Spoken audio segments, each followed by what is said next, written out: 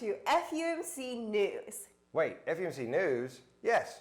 We're going to try to come each week and give you all the things that are going on in the life of our church, in the life of our community, so we can all be informed. We don't have to wait till Sundays to get all our information. So we're going to try to make sure that you all are informed as much as we can. So we have an update this morning about United Methodist Women. So Ashley, tell us about United Methodist Women. Okay, now we have some awesome announcements about the UMW, United Methodist Women. The Arkadelphia UMW was honored during the Southwest District of the United Methodist Women annual meeting for the following awards and citations: the Diamond Mission Jewel Unit, the 5-Star Unit, the 5-Star Woman, Mrs. Wanda O'Quinn, the Miles of Pennies, Camp Aldersgate, the Charter for Racial Justice, and the Elizabeth Thornburg Workmen. Congratulations to the United Methodist Women. Y'all are an essential part of our congregation, of our community. You do so much, and we're so thankful for you. Okay. Now, on to Mike. He's going to tell us all about the youth. Thanks, Ashley.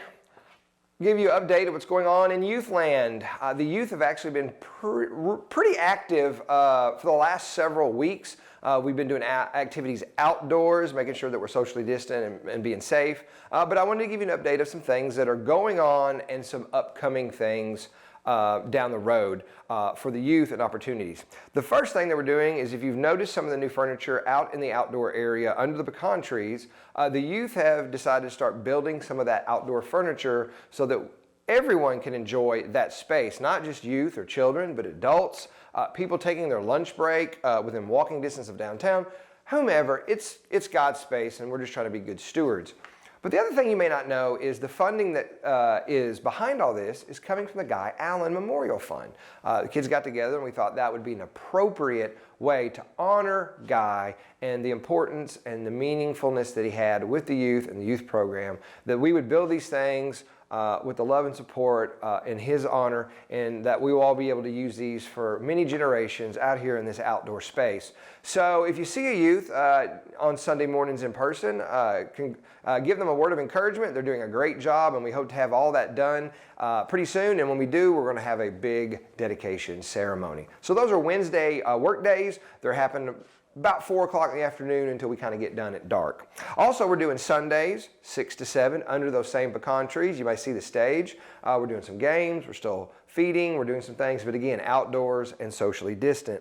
We're going to try to start doing Breakfast Club. It's going to look a little different. We're going to meet in the parking lot of New Life Church, which is right behind Walmart on the way to the school. And then the difference would be, stop wherever you're feeling that morning. There's a bazillion places to stop along the way. Stop there. We'll meet there about 7 o'clock, brown bag outside on the tailgate. We'll have a time of eating breakfast, and then a time of prayer and a time of devotion, and then they can just walk to school or catch a ride. One of the older ones, as Goza and high school, are just a few steps away. So we're going to be doing that, so look for updates about when that will start. And then the last bit of news that we have is, for years people have asked about a youth-led worship service, and that was actually on the forefront of planning this school year, but with COVID and the things we've had to change, we have kind of had to tweak a little things, but we're still going to offer a youth-led worship service. We're just going to do it 100% online. And so we're going to start mapping that out and creating that, and the kids are going to be able to present you something so you can see a window into their world. You can get to know some of them a little better and see how God has planted seeds and the gifts and talents within these youth of our church and how they glorify God. So I'm excited about that and hear more about it in the upcoming weeks. Well, enough about youth. Let's jump back over to Ashley and see what is going on in children's ministry. Thanks, Mike. Okay, let's jump into children's ministry. Okay, first annual Spooktacular Halloween walkthrough. Oh my goodness! Be excited. It's happening Sunday, October 25th from 5 to 7 p.m. Now, what is the Halloween walkthrough? It's a trunk or treat of sorts.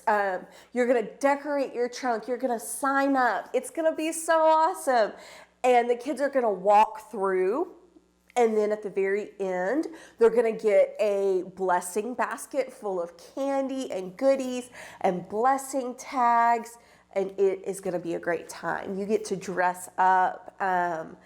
You get to be there for kids. That's why we're doing this, right? And such an abnormal time. It's so important to provide a safe, fun, community-oriented place for the kids to gather and have fun and celebrate Halloween, fall, whatever. It's also an opportunity for the church to step up once again and help provide that normalcy. If we've learned anything during this pandemic, we've learned that socialization and fellowship is really important, not just to you as an adult, but also for kids. It's really necessary. So this is a really good opportunity to provide that for children. How you can get involved.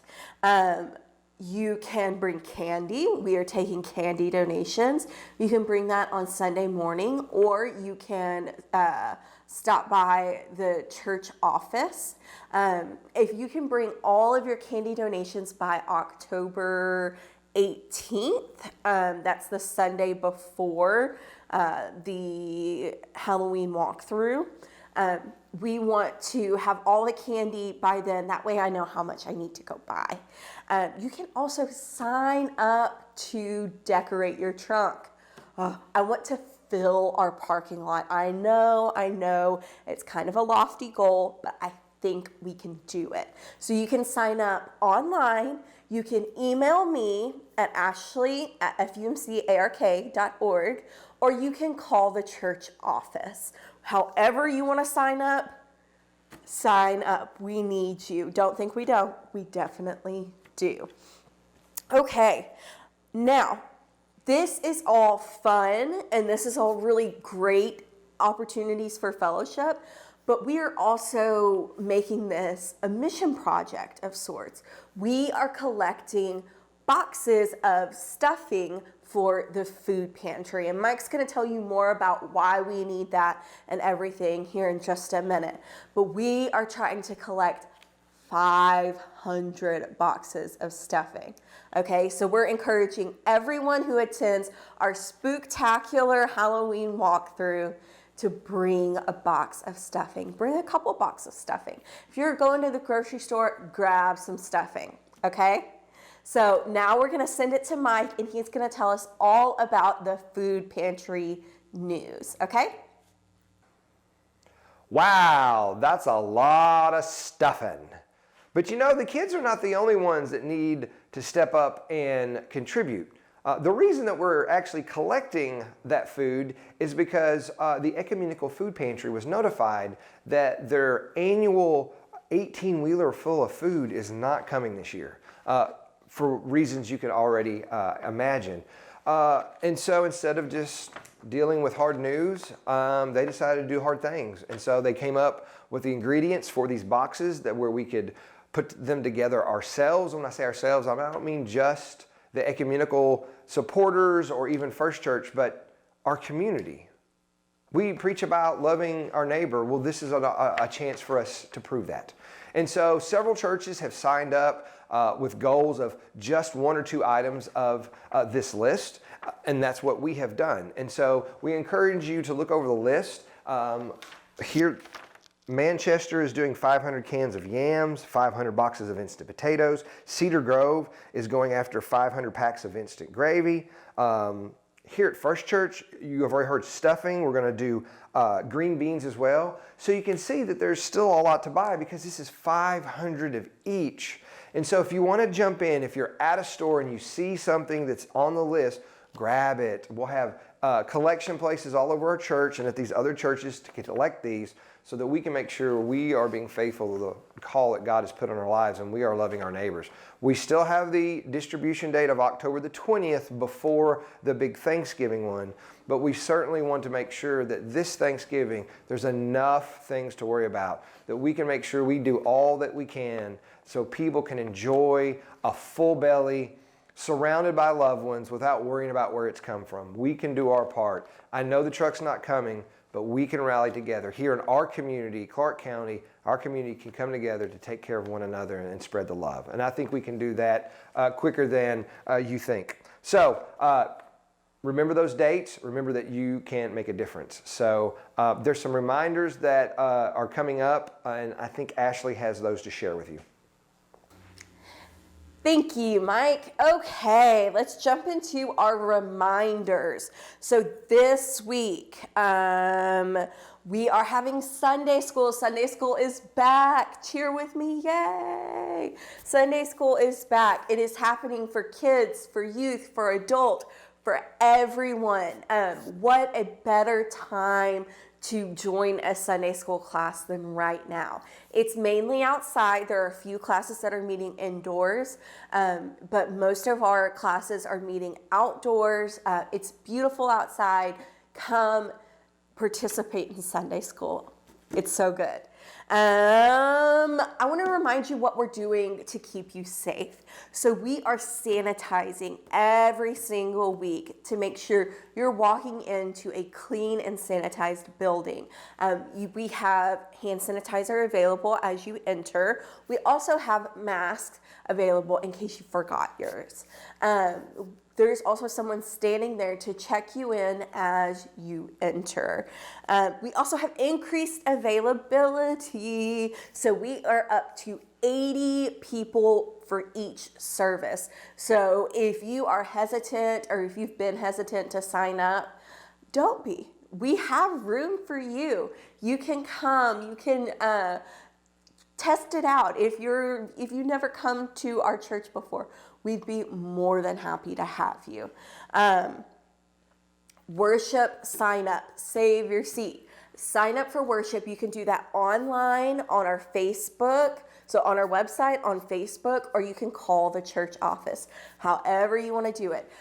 You are saving your seat. You are ensuring that you have a place when you come to join us for worship. Yeah, I think that's it for our reminders. Now on to Mike. He's going to fill you in on all of our communication stuff. Okay? Again, make sure that you sign up each week to come to worship. And speaking of worship, we're trying some new things, right? Not necessarily musically or in the order of worship, but a way to relay information.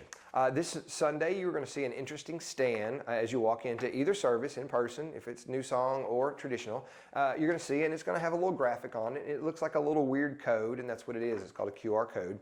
And you're going to pull out your smartphone. You're going to open up your camera app. You're going to act like you're going to take a picture of it. It'll probably prompt you to push a button, and you will do that. And it's going to take you to this very small app that we've developed here to help with a lot of the information on Sunday mornings. The bishops try to ask us to squeeze worship downs a little shorter than we're normal, and so this is a way we can help trim that time. You don't have to wait till Sunday to get all the information. We're going to try to do what we can throughout the week to update this.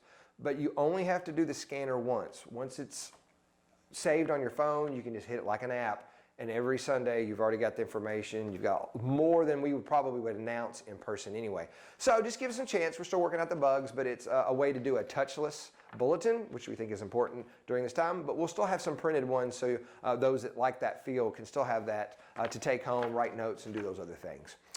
Speaking of all the technology, make sure that you are following us on our Facebook, Twitter, Instagram, YouTube. Yep, we're everywhere. The important ones are Facebook and YouTube, because that's where we stream our online services. And so that way you can see us on Sunday mornings if you cannot make it in person. Remember, we're online with everything, so you can sign up for all these opportunities to help out with Ashley coming to church to sit. You can do all this online. Remember, you can give online. You can drop it off in the mailbox. However, we do any way we can make being a part of church, not so stressful. That's what we're here to do. So we hope this has been informative, and we hope that all these segments have given you a better picture of what's going on at church. We're going to try to make this more routine and every week, so that way you all know as much as we do. And so let's close out with a little word and devotional from Ashley. In closing, I want to provide you with a word of encouragement from Habakkuk chapter 1, verse 5. It says, "Look at the nations and see. Be astonished be astounded, for the work is being done in your days that you would not believe if you were told. There's a lot going on in our world and in our nation, but what a reminder that God is still working in our world, in our nation, in our community, in our lives, and in ways we cannot even imagine. See you Sunday.